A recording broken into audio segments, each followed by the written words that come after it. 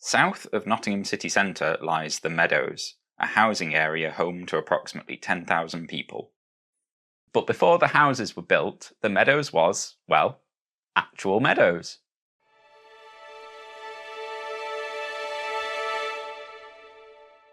Before Nottingham expanded beyond its old medieval boundaries, the Meadows was common land, where the commoners of Nottingham could pasture their cows, and it was a popular recreational area. In the 19th century, when Nottingham had become a warren of overcrowded slums, the beauty of the Meadows stood in stark contrast to the appalling conditions in the town itself, and provided the slum dwellers with a temporary escape.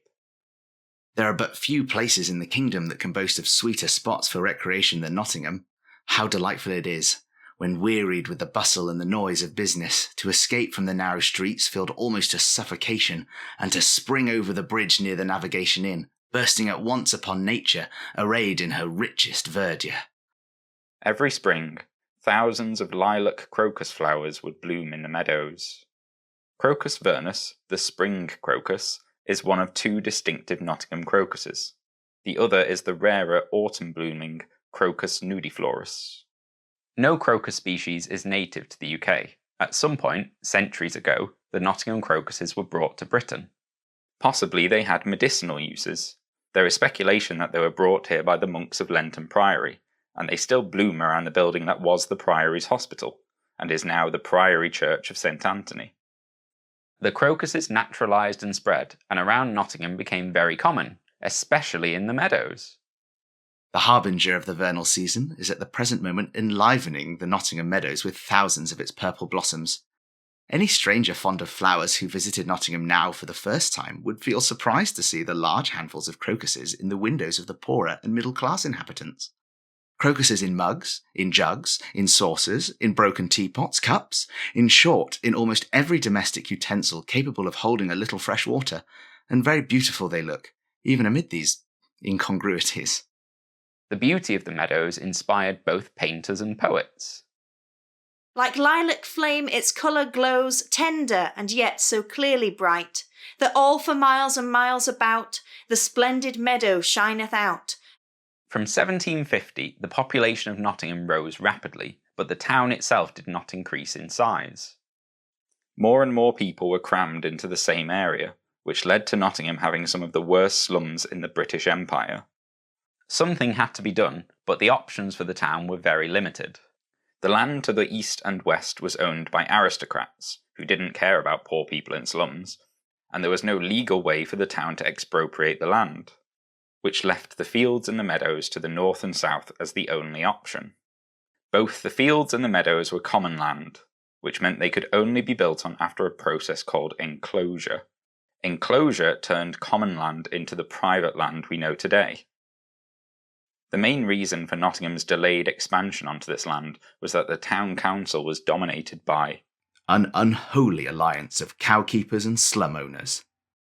The slum owners feared that their rental properties would lose value if they had to compete with new houses built on the enclosed land, and the cowkeepers wanted to keep their commons rights to pasture cows on the meadows. Without their agreement, the only way to get the land enclosed was for the council to ask Parliament for an Enclosure Act. So long as the cowkeepers and the slum owners controlled the council, this would not happen. The popularity of the meadows as a recreation area was also a reason why Nottingham took a long time to expand. Those in power could argue that the loss of the meadows was not a price worth paying. In 1835, the government of Earl Grey passed the Municipal Reform Act, which reformed local elections. At the next local election, those in favour of enclosing the fields and the meadows won a majority for the first time, and in 1845 the Nottingham Enclosure Act passed through Parliament. The meadows would be built on, and the acres of spring crocus blooms would be destroyed. Local poet Anne Taylor Gilbert wrote a poem lamenting the death of the crocuses. One gentle shriek the silence broke, one quiver of despair. Our fatherland, farewell, we cried. Farewell, ye meadows fair. Dear children born of yester spring, dear children yet to be, ye shall but read of crocuses, no more, alas, to see. The meadows was built over with houses and factories, and by 1896 only patches of crocus remained. It grows in the Nottingham Meadows in several places on the right-hand side of the road going to the King's Meadows. At the present day, the area has been so much restricted by building operations that the younger generation will find it hard to realise their former abundance. Despite being so reduced in number, the crocus remained a popular local symbol for Nottingham. In 1917, a World War I poem contrasted the crocus-covered fields of Nottingham with the battlefields of the front. The fields where grew the living corn are heavy with our dead. Yet still the fields at home are green, and I have heard it said that there are crocuses at Nottingham, wild crocuses at Nottingham, blue crocuses at Nottingham, though here the grass is red. By 1925, the crocus had died down even more, and the old beauty of the meadows was hard to imagine. It is difficult to realise as one walks down the modern London road with its wilderness of brick and mortar that less than 200 years ago it was one of the favourite promenades of the good folk of Nottingham. The mile that separated Trent Bridge from Nottingham was the most beautiful mile near any town in Great Britain.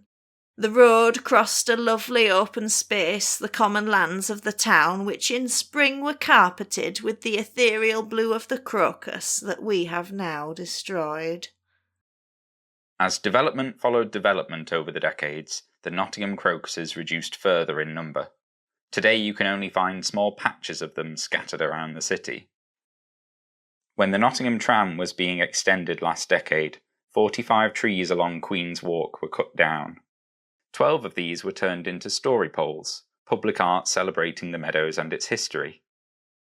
And according to a leaflet published by NET, each of the story poles has a crocus on it, though I haven't found them all.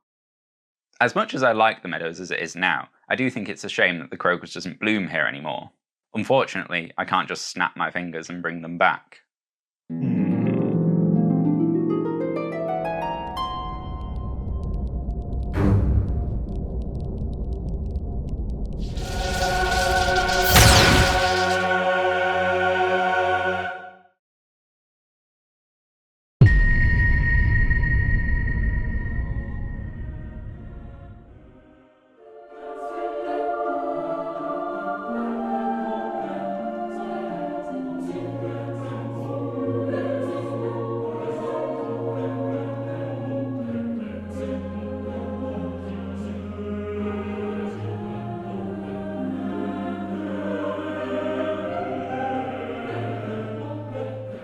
But couldn't we just plant a load of crocus bulbs?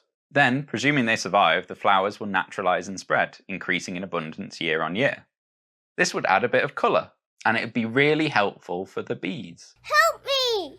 And give the area a stronger connection to its history. I got in touch with a bunch of local organisations, Nottingham City Council, Green Meadows, Nottinghamshire Wildlife Trust, to ask if anything was being done about the crocus. And it turns out that the council's Biodiversity and Green Space Officer, Charlie Roberts, is putting together a plan to translocate crocus bulbs from existing colonies to new sites around the city, including in the meadows. We're going to meet at 10 AM on Tuesday the 21st of September at the main entrance of the General Cemetery. From there we'll collect crocus bulbs and then we'll plant them at a new site in the meadows.